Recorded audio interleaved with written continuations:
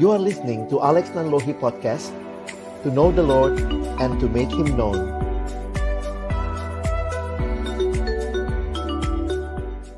Shalom, selamat pagi teman-teman sekalian. Pertama-tama saya bersyukur kepada Tuhan buat kesempatan yang indah yang Tuhan berikan. Kita boleh bertemu, walaupun secara virtual, tapi bersyukur di dalam kasih Tuhan kita boleh melayani dan juga dilayani bersama pada pagi hari ini. Saya akan coba share screen. Bisa tolong di allow gitu ya. Oke. Saya coba siapkan satu presentasi untuk kita pagi ini. Dan kita akan melihat satu tema berkaitan dengan identitas ya. Iya. Jadi pagi ini kita akan bicara tentang my identity in Christ. Identitas kita di dalam Kristus. Nah, teman-teman yang dikasihi Tuhan, kalau kita melihat kehidupan manusia, kehidupan kita, bagi saya menarik bahwa kita itu hanya hidup satu kali ya. Sehingga ada istilah yang dikatakan YOLO, you only live once. Satu waktu Kak Alex pernah lihat ada seorang anak remaja pakai t-shirt yang tulisannya nggak pernah saya lupa sampai hari ini ya. Kalimatnya kira-kira seperti ini ya. Di dalam t-shirtnya dituliskan masa kecil bahagia, masa muda foya-foya, masa tua kaya raya, mati masuk surga. Wah teman-teman, kalau benar ada hidup seperti ini, saya daftar duluan gitu ya.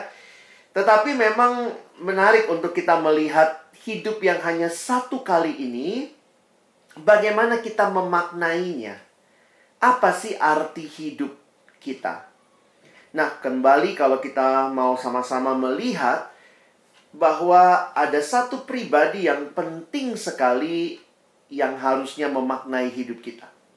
Kalau kita sebagai orang percaya, orang-orang Kristen, kita melihat bagaimana Yesuslah yang seharusnya menjadi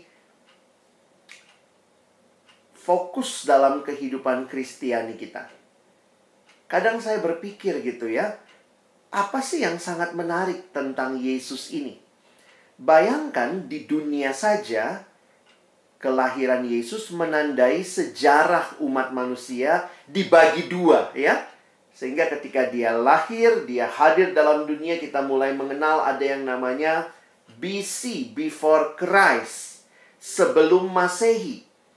Ada yang merasa terlalu Kristen pakai BC, before Christ.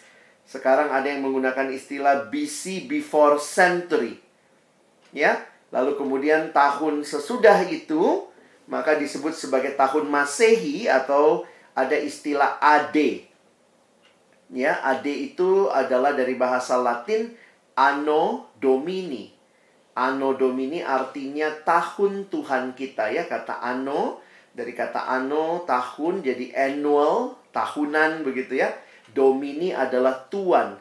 Jadi Anno Domini adalah tahun Tuhan kita. Siapa Yesus yang kehadirannya membelah dunia menjadi dua sejarah yang besar? Sebelum Kristus dan sesudah Kristus. Tapi lebih lagi kalau kita melihat bagi hidup kita orang percaya, maka kehadiran Yesus juga menandai satu kehidupan yang baru. Ya, jadi hari ini kita mau lihat sama-sama bahwa biarlah bukan hanya dunia yang melihat kehadiran Kristus, tapi bagaimana kita bisa melihat Kristus yang hadir dalam hidup kita, dan dialah yang mendivine our life. Dialah yang mendefinisikan hidup kita, karena kita ingin melihat dia sebagai yang utama dan membangun identitas kita di dalam dia. Ya, bagian firman Tuhan yang pagi ini saya ajak untuk kita baca dan renungkan hanya 2 ayat dari Injil Yohanes pasal yang ke-10. Kita akan melihat ayat 10 dan ayat yang ke-11. Alex sudah coba tuliskan ayatnya di depan. Jadi silahkan teman-teman bisa lihat yang tertera di layar ya. Mari kita baca. Pencuri datang hanya untuk mencuri dan membunuh dan membinasakan. Aku datang supaya mereka mempunyai hidup dan mempunyainya dalam segala kelimpahan. Akulah gembala yang baik. Gembala yang baik memberikan nyawanya bagi domba-dombanya. Mari kita berdoa sekali lagi. Kami telah membuka firman-Mu ya Tuhan. Kami mohon bukalah juga hati kami. Jadikanlah hati kami seperti tanah yang baik. Supaya ketika benih firman Tuhan ditaburkan itu boleh sungguh-sungguh berakar, bertumbuh, dan juga berbuah nyata di dalam kehidupan kami.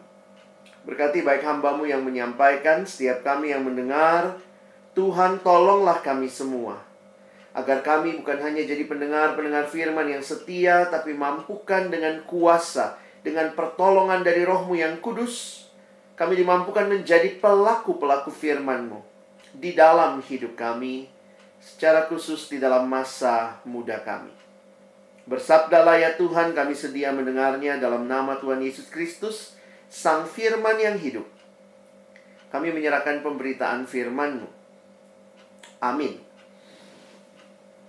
Teman-teman, saya ingin mengajak kita belajar ayat ini, ayat Yohanes 10 ayat 10 dan 11, karena ini adalah bagian dari kalimat Yesus kepada murid-muridnya. Apa yang Tuhan mau sampaikan dengan menyampaikan hal ini? Saya ingin mengajak kita terlebih dahulu melihat kata pertama yang muncul dalam ayat yang ke-10. Waktu Yesus bicara pencuri, siapa sih yang Yesus sedang tunjuk sebagai pencuri? Yang programnya jelas banget ya. Programnya untuk menghancurkan. Nah, kalau kita perhatikan, nanti teman-teman bisa lihat ayat-ayat di atasnya. Yesus sebenarnya sedang mendiskusikan tentang perbedaan antara gembala yang baik, yaitu dirinya sendiri. Yesus mengatakan, I am the good shepherd. Dan gembala yang palsu atau gembala upahan. Jadi kalau teman-teman memperhatikan, Tuhan Yesus memberikan kontras antara gembala yang baik, yang menjadi gembala yang memiliki domba itu, dengan gembala palsu atau upahan, yang justru ketika ada bahaya datang, karena memang cuma upahan, karena memang palsu, jadi dia justru lari dan meninggalkan domba-dombanya. Jadi secara khusus kalau kita perhatikan bahwa pencuri yang dimaksud adalah berkaitan dengan gembala palsu atau gembala upahan. Dan mengerikan sekali bahwa pencuri ini programnya jelas teman-teman, 3M ya. Mencuri, membunuh, membinasakan. Siapa gembala-gembala yang palsu dalam kehidupan umat Allah di zaman Yesus? Pada waktu itu ya secara khusus orang-orang Farisi, ahli Taurat yang tidak sungguh-sungguh mengasihi domba-domba yang mereka gembalakan. Karena itu kalau kita perhatikan Tuhan Yesus menjadikan ilustrasi antara gembala yang baik yaitu dirinya dengan gembala-gembala palsu yang justru tujuan utamanya bukan untuk domba, tapi untuk diri mereka sendiri. Nah, ini sedikit berbeda ya. Kalau gembala yang asli itu benar-benar menjaga, melindungi, memprotek dombanya. Sementara gembala yang palsu, gembala upahan, hanyalah tugasnya mencuri, membunuh, dan membinasakan. Nah, teman-teman waktu memperhatikan ini, sebenarnya kalau kita lihat lagi dengan program 3M ini programnya siapa ya? Akhirnya saya melihat ketika bicara di 1 Petrus, ada hal yang sama yang bergema. Coba lihat di 1 Petrus 5, ayat 8 dan 9. Petrus berkata, sadarlah dan berjaga-jagalah, lawanmu si iblis berjalan keliling sama seperti singa yang mengaum-ngaum mencari orang yang dapat ditelannya. Lawanlah dia dengan iman yang teguh, sebab kamu tahu bahwa semua saudaramu di seluruh dunia menanggung penderitaan yang sama. Nah, teman-teman, saya ingin mengajak kita melihat bahwa mungkin kita bisa melihat ya gembala-gembala upahan itu, ya inilah mereka orang-orang yang tidak serius menggembalakan. Tapi kalau kita lihat lebih dalam lagi, ada satu pribadi yang dituliskan dalam 1 Petrus, yaitu si iblis. Yang bagi saya, inilah sebenarnya otaknya daripada sebuah kehidupan yang tidak dibangun untuk membuat orang itu berhasil, tetapi justru untuk mencuri, membunuh, dan membinasakan.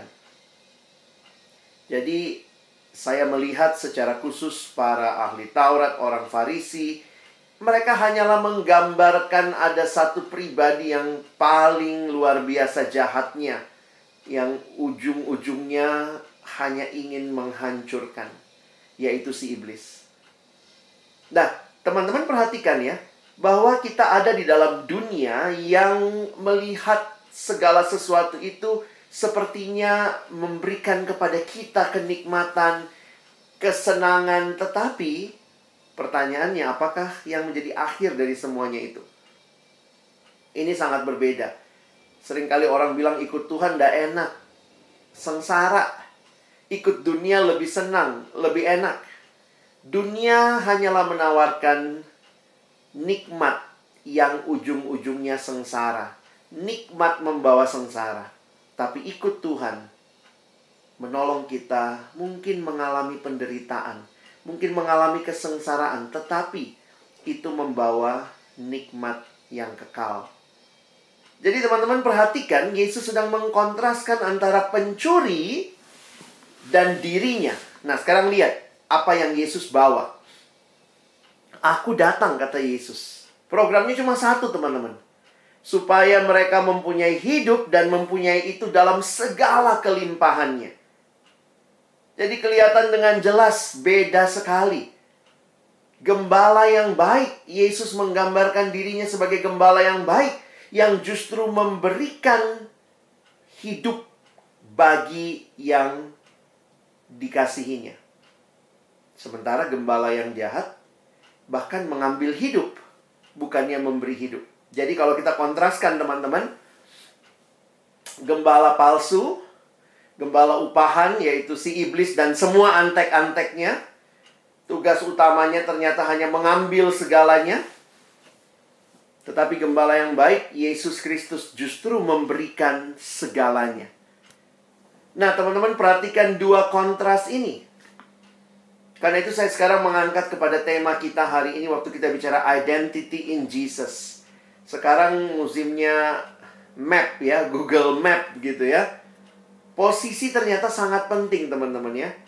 Kadang-kadang kalau kita lost di mana ya nyalain HP Google Map gitu ya, cek, saya lagi di sini nih saya posisinya. Bagaimana dengan kita dalam posisi hidup kita? Hanya ada dua pilihan. Saudara sedang ada di dalam dosa, atau saudara sedang ada di dalam Kristus. Ini pilihan yang diberikan kepada kita, yang mengatakan saya sedang hidup dalam dunia. Ada begitu banyak pilihan, tapi apakah kita sedang membangun identitas kita?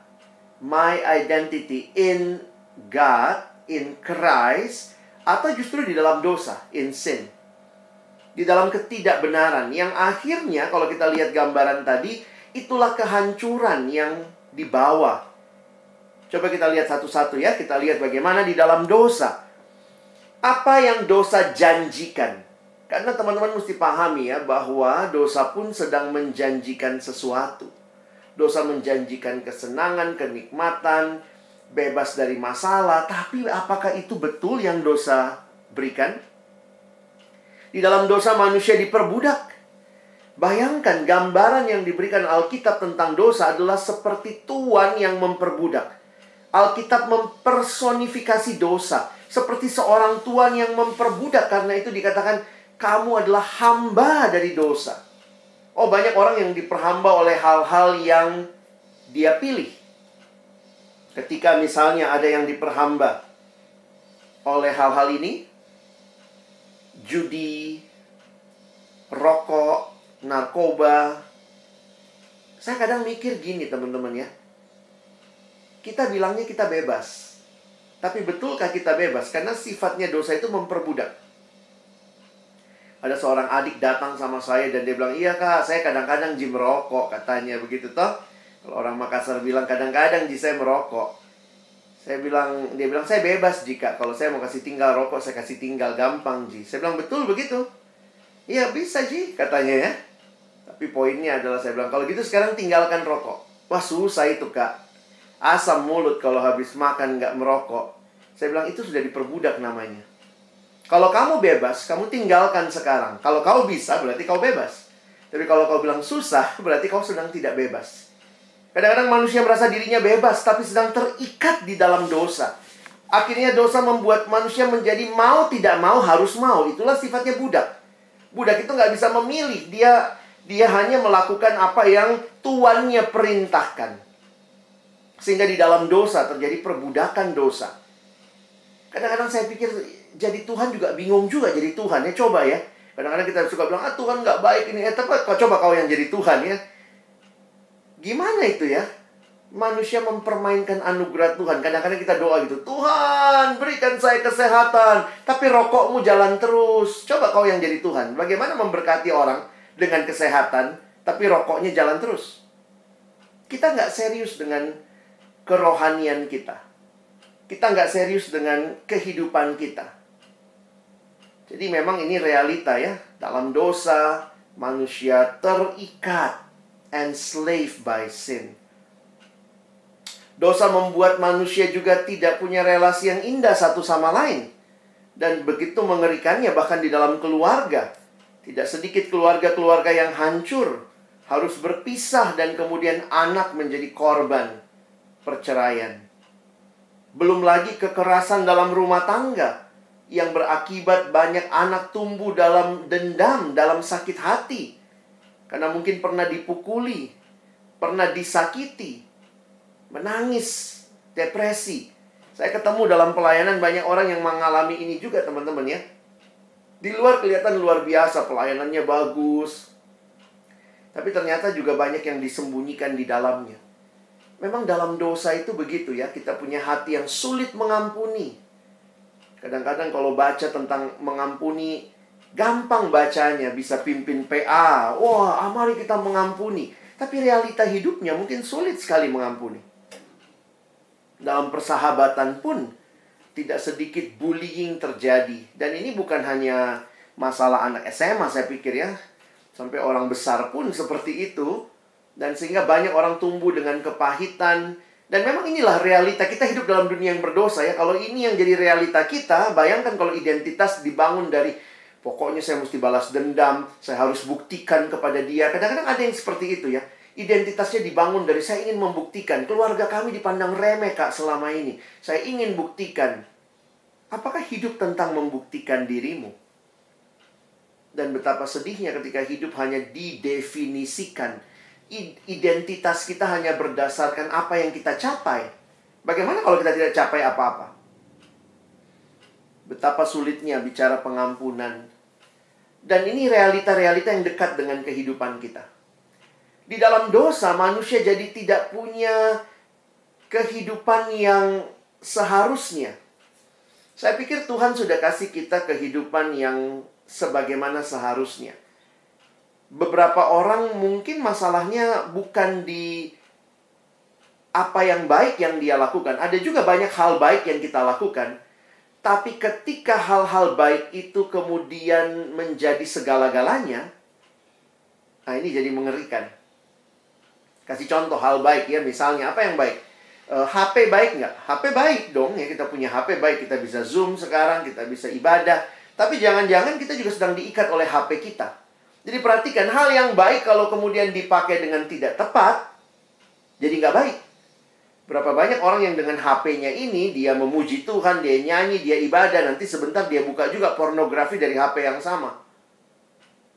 Jadi dosa bisa membuat kita berlindung di balik hal-hal yang kelihatannya baik, tapi sebenarnya kita pakai untuk hal yang tidak baik, dan ini sedang membelenggu kita.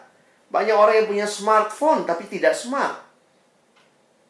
Karena dosa bikin kita goblok, teman-teman ya. Tolo Ki kalau kita dalam dosa. Kita sudah tahu yang benar, tapi sulit untuk hidup benar. Kita punya smartphone, tapi kita tolos sekali pakai smartphone itu juga untuk jatuh dalam dosa. Banyak orang yang terikat dalam pornografi. Di kamar yang gelap sendiri pakai laptop, cepat downloadnya, lihat wifi kencang, puji Tuhan bisa download porno. Apakah ini yang jadi realita kehidupan manusia? Belum lagi manusia yang dalam dosa menikmati apa yang dia mau. Ini hidupku, this my life. Kalau saya rasa saya LGBT, ya sudah, saya ikuti saja apa kata hatiku. Sehingga istilah-istilah yang kita dengar sekarang, just follow your heart, ikuti hatimu. Itu bukan nasihat Kristen. Tidak ada nasihat di dalam Alkitab, ikuti hatimu. Alkitab berkata dosa telah merusak termasuk hati. Karena itu Alkitab mengatakan kepada kita betapa liciknya hati, lebih licik daripada segala sesuatu. Tapi manusia saat ini berkata, ikuti hatimu, apa yang kau mau. Jangan kau tahan-tahan, ekspresikan dirimu. Harusnya bukan itu ya. Ikuti firman Tuhan. Ikuti penciptamu yang menciptakan engkau dengan tujuannya. You are not living out just your own purpose, your own dream. Tapi kita mengikuti mimpinya Tuhan. Identitas kita tidak dibangun di dalam apa yang saya mau. Nah, jadi menarik ya, melihat bagaimana kerusakan-kerusakan seperti ini. Belum lagi sex before marriage. Banyak orang mungkin merasa, ya ini hidupku. Saya ketemu seorang mahasiswa ketika saya layani, dia bangga sekali, maaf ya. Dia bangga sudah pernah punya berapa pacar dan dia tiduri semua pacarnya. Bangga, kayaknya dia merasa saya punya kejantanan yang luar biasa. Identitasnya dibangun berdasarkan kebanggaan yang salah. Hati-hati, ketika kita tidak betul-betul sedang membangun identitas yang benar, kita sedang membangun identitas di luar Tuhan, dan itu pilihannya cuma dalam dosa. Nah, ini lagi ya. Kalau tadi bicara hal baik, belanja itu baik. Tapi ketika belanja itu dijadikan sarana pemuas nafsu kita semata. Sekarang ada yang bilang, tapi saya jarang ke mall, Kak. Iya, tapi berapa banyak aplikasi yang kau punya tentang belanjaan. Karena sekarang cuma sejauh klik ya. Jadi belanja jadi gaya hidup, melihat orang punya apa kita juga mau punya. Jadi akhirnya saya melihat orang modern ini banyak hal-hal baik bisa jadi trap buat kita. Jadi jebakan buat kita kalau kita tidak menggunakannya dengan baik. Karena waktu bicara belanja misalnya, kita jadi susah membedakan yang mana kebutuhan, yang mana keinginan. Ketemu beberapa kali yang cewek-cewek gitu ya. Kenapa kau beli itu? Lucu barangnya ini, lucu sekali. Jadi kau beli karena lucu, nggak butuh sih, cuma karena lucu. Jadi habis beli ketawa-ketawa sama kau. Lucunya di. Berapa lama kau ketawa? Banyak manusia dalam dosa sulit membedakan mana keinginan, mana kebutuhan. Sehingga saya membaca seorang anak remaja yang begitu sedihnya, anak remaja SMP, rela jual keperawanannya kepada om-om yang bayar dia sekian juta untuk dia bisa beli iPhone. Wah, ngeri sekali ya. Akhirnya orang berpikir hanya sekedar keinginan. Jadi hati-hati, sekali lagi tidak salah belanja. Kita butuh belanja kan, karena kita butuh hidup, butuh mungkin makan, butuh baju. Tapi apakah kemudian itu mengkaitkan dengan keinginan semata atau kebutuhan kita? Apalagi hal baik. Nah, ini juga hal baik kan? Iyalah ya. Yang cewek-cewek ya, yang cowok juga mungkin, nah ya nonton drakor ya baik-baik aja. Ada yang salah nggak? Enggak lah, sejauh kita bisa nonton dengan benar. Dalam arti maksudnya tidak menjadikan nonton segala-galanya. Banyak sekali drakor-drakor yang bagus begitu ya. Banyak orang yang nonton, tapi poinnya adalah apakah kita nonton kamu sebagai tuan atas yang kau tonton, atau kamu diperbudak. Nah, itu kan yang dosa itu memperbudak ya. Akhirnya nonton satu malam berapa seri sekaligus, besoknya kuliah. Kadang-kadang gitu ya, baca Alkitab baru 2 halaman. Boro-boro 2 halaman. Baru 1 pasal sudah ngantuk. Tapi nonton drama Korea 1 malam, terbuka terus matanya gitu ya. Jadi memang ya bagus-bagus sih drama-drama ini ya. Saya nggak tahu nih kalian ngikutin apa enggak yang cewek-cewek gitu ya. Ini lagi ya. Kau tim siapa? Tim Nam Dosan atau tim Han Ji Pyong gitu ya. Padahal mereka berdua aja temenan, kita yang berantem gara-gara dukung salah satu, kira-kira gitu ya. 2 hari ini katanya akan selesai dramanya. Jadi ini realitanya, kamu jadi tuan atau kamu jadi diperbudak oleh nonton. Kamu budak nonton, bukannya tuan atas menonton. Yang pria mungkin masalahmu bukan Korea, tapi mungkin masalahmu di game online gitu ya. Wah, kalau udah main game dan segala macam, salah nggak main game? Ya enggak lah. Boleh dong main game, tapi ketika kita menjadikan game segala-galanya, seolah-olah hanya itu tujuan hidup, begitu ya. Bahkan kita merasa harga diri kita tergantung game kita. Wih, sudah level berapa? Wih, hebat saya.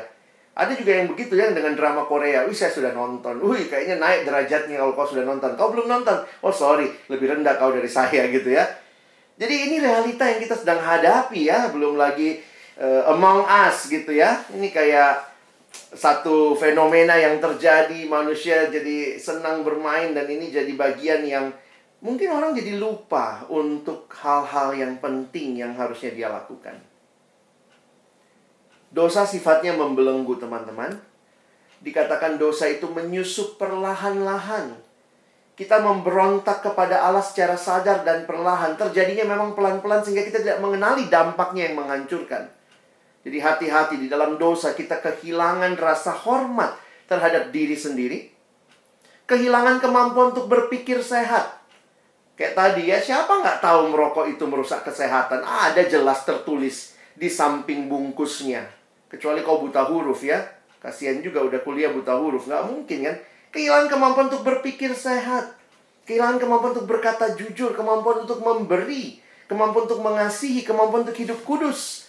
Tidak heran dikatakan di dalam Roma 6 ayat 23a. Sebab upah dosa ialah maut. Apa kita mau bangun identitas kita di dalam dosa? Apa janjinya? Dosa tidak menjanjikan apa-apa selain maut menjadi akhir dari segalanya. Karena itu penting sekali posisi. Kamu sedang ada di mana? Apa yang sedang menjadi identitas dirimu? Apakah di dalam Yesus? Dan Yesus dengan jelas mengingatkan dalam ayat yang sederhana tadi ya. Aku datang. Yang sana janjinya nggak ada. Bahkan mencuri, membunuh, membinasakan. Aku datang supaya mereka mempunyai hidup. Ini janji yang Tuhan berikan. Ketika engkau dan saya ada di dalam Dia, kita diberikan hidup dan mempunyainya dalam segala kelimpahan. Kadang-kadang saya mikir gini ya. Bukannya saya lagi hidup sekarang? Kan saya lagi hidup ya. Oh, tapi Yesus bikin hidup lebih hidup ya. Yesus bikin hidup kita jauh lebih hidup. Dan lihat dalam bahasa Indonesia masa kini. Tetapi aku datang supaya manusia mendapat hidup. Dan Tuhan mau kita hidup berlimpah-limpah. Dalam terjemahan bahasa Inggris, life in its fullness. Dan kalau teman-teman nanti pelajari tentang hidup ini ya, menarik sekali. Kalau ditanya apa janjinya dalam identitas di dalam Yesus. Hidup. Loh, bukannya saya hidup. Tapi ada hidup yang dibicarakan dalam Injil Yohanes. Kalau kalian membaca, kata hidup sebenarnya salah satu konsep yang penting di sepanjang Injil Yohanes. Bahkan tulisan-tulisan Rasul Yohanes. Injil Yohanes misalnya muncul 36 kali kata hidup. Kitab Wahyu, Wahyu itu kan penglihatannya Rasul Yohanes ya, yang dia terima di Pulau Patmos. Ada 17 kali kata hidup. Rasul Yohanes juga tulis surat. Surat 1 Yohanes ada 13 kali kata hidup di dalam surat 5 pasal ini. Bahkan kita pasti ingat ayat penting ini ya. Yohanes 3:16 juga bicara tentang hidup. Hidup yang kekal. Dan Injil Yohanes ditulis, apa tujuannya ditulis Injil Yohanes? Perhatikan, Yohanes 20 ayat yang ke-31. Tetapi semua yang tercantum di sini telah dicatat supaya kamu percaya bahwa Yesuslah Mesias Anak Allah, dan supaya kamu oleh imanmu memperoleh hidup dalam namanya.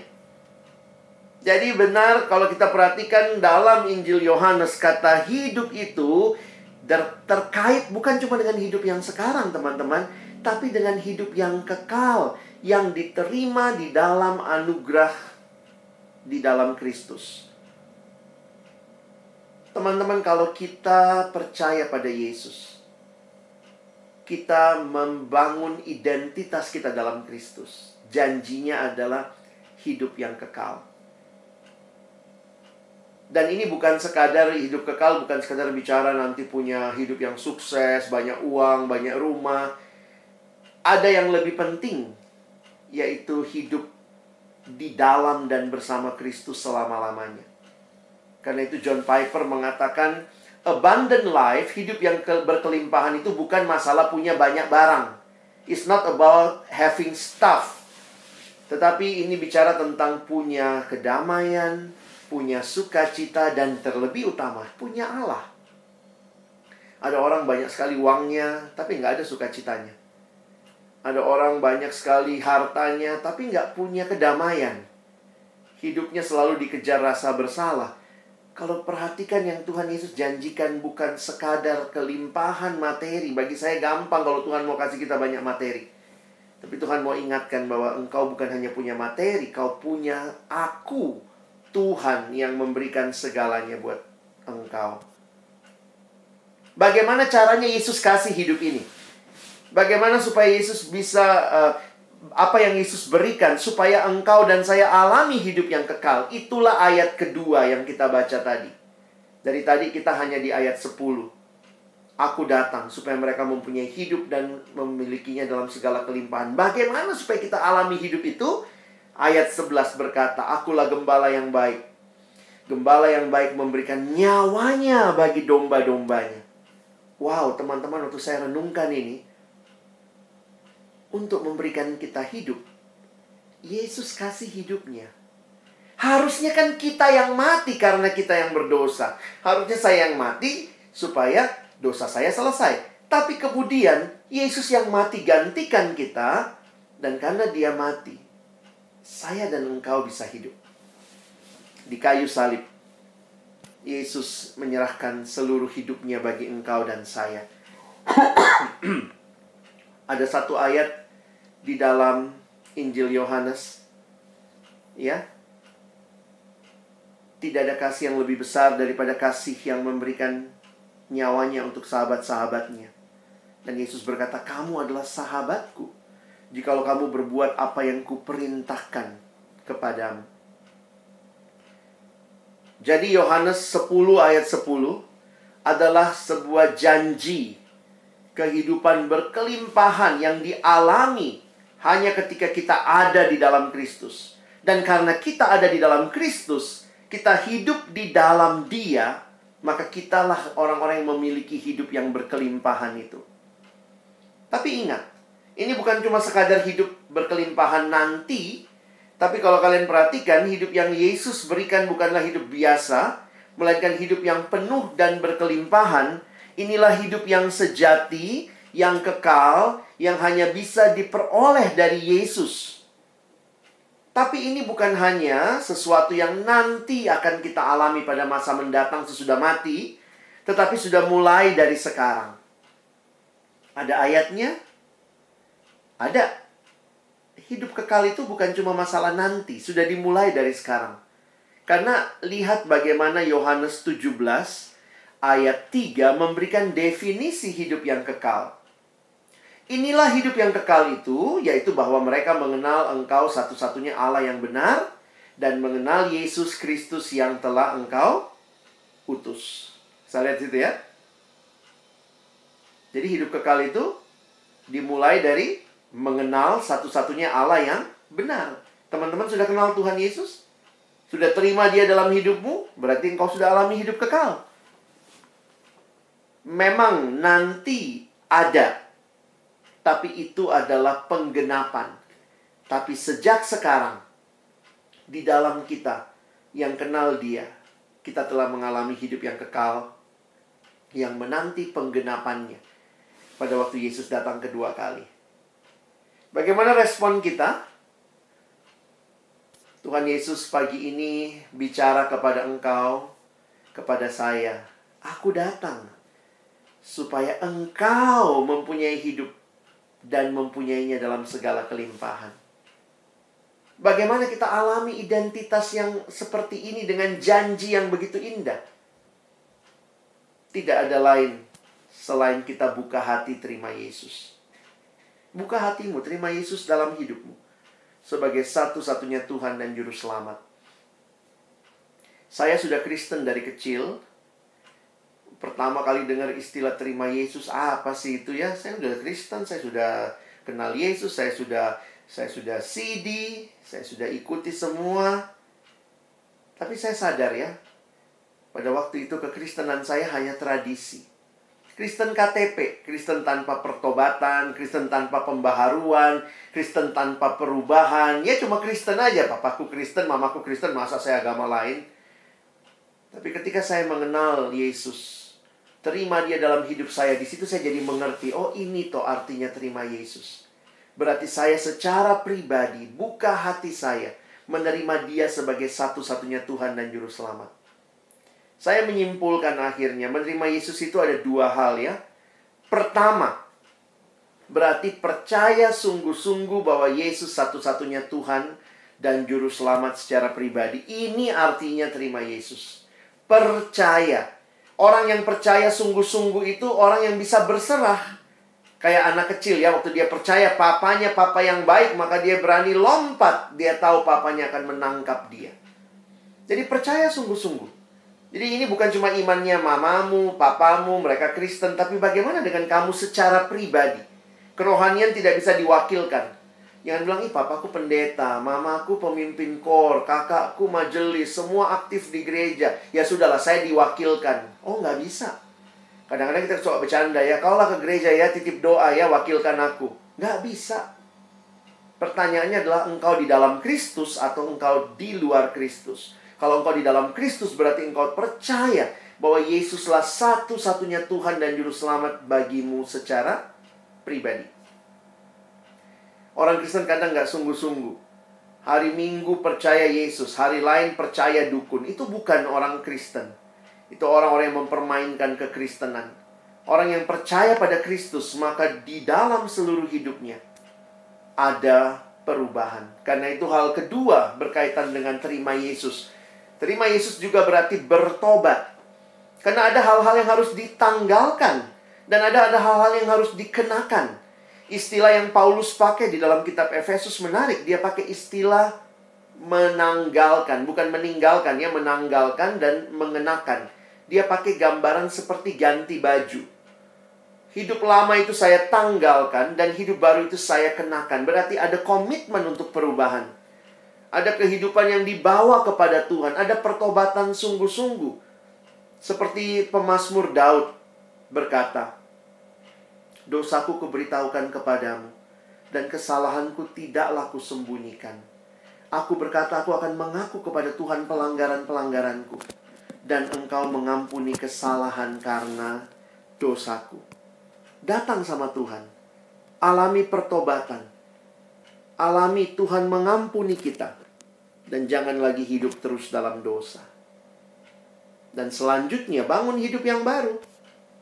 Hidup baru digambarkan oleh Bapak Dawson Trotman dalam sebuah ilustrasi.